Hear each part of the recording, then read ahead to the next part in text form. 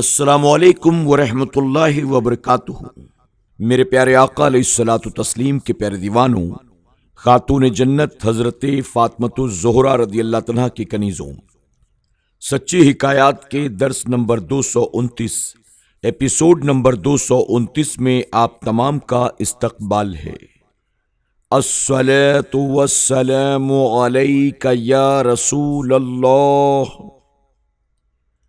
الصلاۃ والسلام علیک یا حبیب اللہ، الصلاۃ والسلام علیک یا نبی اللہ، وعلی آلک واصحابک یا نور اللہ صلی اللہ تعالی علیہ وسلم۔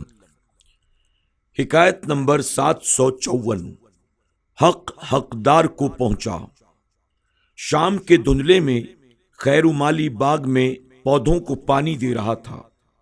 اس وقت وہ نہ جانے کن خیالوں میں کھویا ہوا تھا۔ اسے اپنے بیتے ہوئے دن بری طرح یاد آ رہے تھے جب وہ شخص غلام علی کے یہاں کام کرتا تھا۔ وہ شیخ جی کے یہاں کتنا خوش تھا۔ شیخ صاحب اس پر کیسے مہربان تھے، اس کا کتنا خیال رکھتے تھے، اس کے کام کی کتنی قدر کرتے تھے۔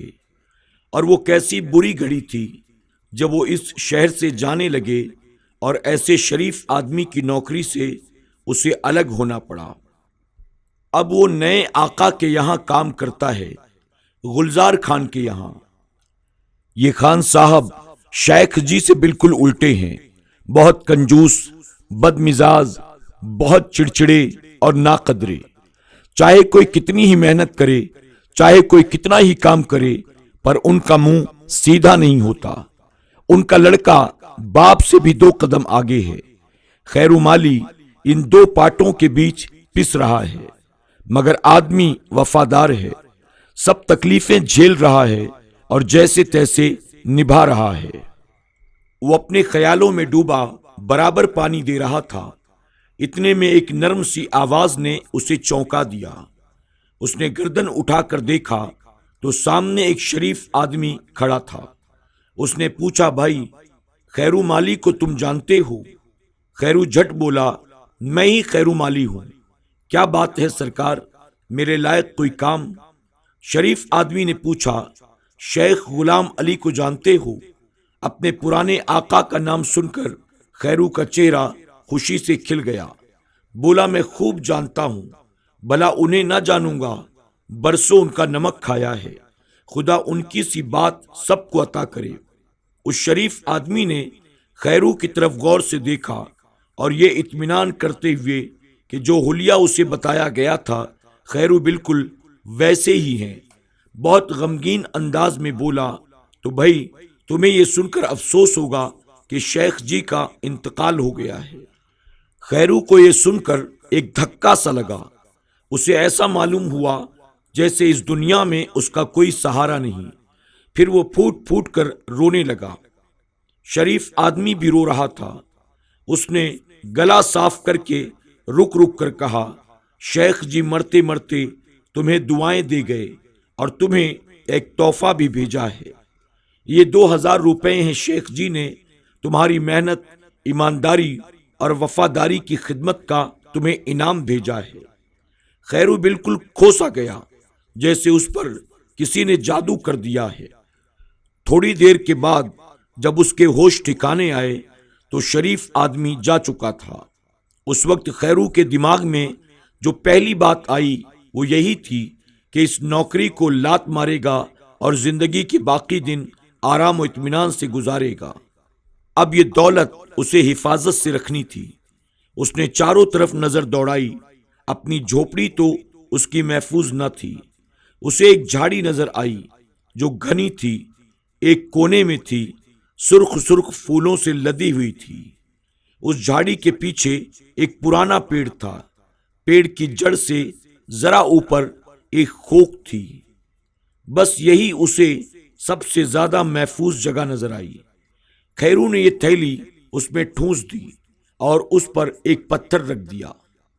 خیرو کو تھیلی کی طرف سے اطمینان ہو گیا تو اس نے سوچا چلو خان صاحب کو جا کر آخری سلام کراؤں۔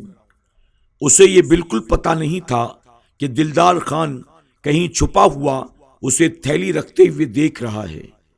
خیرو جیوں ہی پیڑ کے پاس سے ہٹا، دلدار خان پنجوں کے بل دوڑتا ہوا آیا اور چپکے سے تھیلی نکال کر سیدھا اپنے باپ کے پاس جا پہنچا۔ اسے سب کچھ بتا دیا۔ لالچی باپ نے تھیلی بیٹے سے لے لی اور کہا، تم اطمینان رکھو، یہ تھیلی کہیں بہت حفاظت سے رکھ دوں گا۔ اتنے میں خیرو بھی وہاں پہنچ گیا۔ گلزار خان اس وقت بہت خوش تھا، بہت ملنساری اور انسانیت سے بات کر رہا تھا۔ اس نے بڑی خوشی کے ساتھ خیرو کا حساب صاف کر دیا اور دوسری صبح کو اسے جانے کی اجازت دے دی۔ دوسرے دن جیسے ہی خیرو مالی رخصت ہوا، دلدار خان دوڑتا ہوا اپنے باپ کے پاس آیا اور تھیلی والی بات پوچھنے لگا۔ گلزار خان نے کہا، بیٹا وہ تھیلی میں نے ایسی جگہ رکھ دی ہے کہ کسی کو خبر بھی نہیں ہو سکتی۔ دلدار خان نے بے صبری کے ساتھ پوچھا، آخر کس جگہ؟ گلزار خان نے بڑے اطمینان کے ساتھ بتایا، وہ جو گھنی سی جھاڑی ہے، سرخ پھولوں سے لدی ہوئی، اس کے بالکل پیچھے ایک پرانا پیڑ ہے، بس اسی پیڑ کی خو میں۔ اتنا سننا تھا کہ دلدار خان کے پیروں تلے زمین نکل گئی، چہرے پر ہوائیاں اڑنے لگی۔ گلزار خان کو بیٹے کی یہ حالت دیکھ کر بڑا تعجب ہوا۔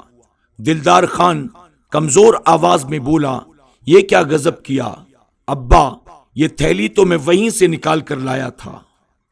سبق: حرص و خیانت کرنے والا کبھی کامیاب نہیں ہوتا۔ پرائے مال پر ہاتھ مارنے والے کے پاس نہ دین رہتا ہے اور نہ دنیا۔ اس لیے خیانت و بد دیانتی سے، حرص و لالچ سے ہمیشہ بچنا چاہیے۔ حکایت نمبر 755، زمین کا بوجھ۔ خلیفہ کو اپنا محل بنوانا تھا۔ اتفاق سے جو زمین پسند کی گئی، اس میں ایک غریب کا جھوپڑا آتا تھا۔ اس بیوہ سے کہا گیا کہ یہ زمین قیمتاً دے دے، مگر اس نے انکار کیا۔ خلیفہ نے زبردستی اس کی زمین پر قبضہ کر کے محل بنوا لیا۔ اس بیوہ نے قاضی کی عدالت میں حاضر ہو کر اس کی شکایت کی۔ قاضی نے اسے تسلی دے کر کہا کہ اس وقت تم جاؤ، میں کسی مناسب وقت میں تمہارا انصاف ضرور کرنے کی کوشش کروں گا۔ خلیفہ جب پہلے پہل محل کے باغ کا ملاحظہ کرنے کے لیے گیا تو اسی وقت قاضی بھی ایک گدھا اور ایک خالی بورا لے کر وہاں گیا۔ خلیفہ سے وہاں کی مٹی لینے کی اجازت مانگی۔ اجازت دی گئی۔ اس نے بورے میں مٹی بھر کر عرض کی، مہربانی کر کے اس بورے کے اٹھانے میں میری مدد کیجیے۔ خلیفہ نے اسے ایک مذاق سمجھا۔ بورے کو ہاتھ لگا کر اسے اٹھانے کی کوشش کی۔ چونکہ وزن زیادہ تھا، خلیفہ اسے ذرا بھی ہلا نہ سکا۔ اس وقت قاضی صاحب نے کہا، اے خلیفہ، جب تو اپنا بوجھ اٹھانے کے قابل نہیں تو قیامت کے دن جب کہ ہم سب کا مالک انصاف کرنے کے لیے عرش پر جلوہ افروز ہوگا، جس وقت وہ غریب بیوہ جس کی زمین تو نے بے زور لے لی اپنے پروردگار سے انصاف مانگے گی تو اس زمین کے بوجھ کو کس طرح تو اٹھا سکے گا۔ خلیفہ اس تقریر سے بڑا متاثر ہوا۔ فوراً وہ محل ماں تمام چیزوں کے اس بڑھیا کو دے دیا۔ سبق: اپنی عمارت اور بڑائی کے غرور میں کبھی کسی غریب کے حق پر ہاتھ نہیں ڈالنا چاہیے، اس لیے کہ کل قیامت کے روز اللہ تعالی ہر بات کا فیصلہ فرمائے گا، ظالموں کو ان کے ظلم کی سزا دے گا۔ آج کے درس میں بس اتنا ہی۔ آپ تمام سے جاتے جاتے گزارش ہے، آپ SDI آڈیو چینل کو سبسکرائب کر لیں، بیل آئیکن پر کلک کریں، لائک، کمنٹ اور شیئر بھی ضرور کرتے رہیں۔ انشاءاللہ زندگی رہی تو چند نئی حکایات کے ساتھ کل کے درس میں پھر حاضر ہوں گے۔ اپنا خیال رکھیں اور اپنی دعاؤں میں ہمیں بھی ضرور یاد رکھیں۔ السلام علیکم ورحمۃ اللہ وبرکاتہ۔ YouTube پر ہمارے SDI آڈیو چینل کو ابھی سبسکرائب کریں، سچی حکایات کے تمام ایپیسوڈز کو سنیں اور نئے ایپیسوڈز کی نوٹیفیکیشن کے لیے بیل آئیکن پر کلک کرنا نہ بھولیں۔ لائک کریں، سبحان اللہ، الحمدللہ کے ذریعے کمنٹ کریں اور اس کاری خیر کا حصہ بننے کے لیے ان حکایات کو زیادہ سے زیادہ اپنے دوست احباب اور رشتہ داروں کے ساتھ شیئر بھی ضرور کریں۔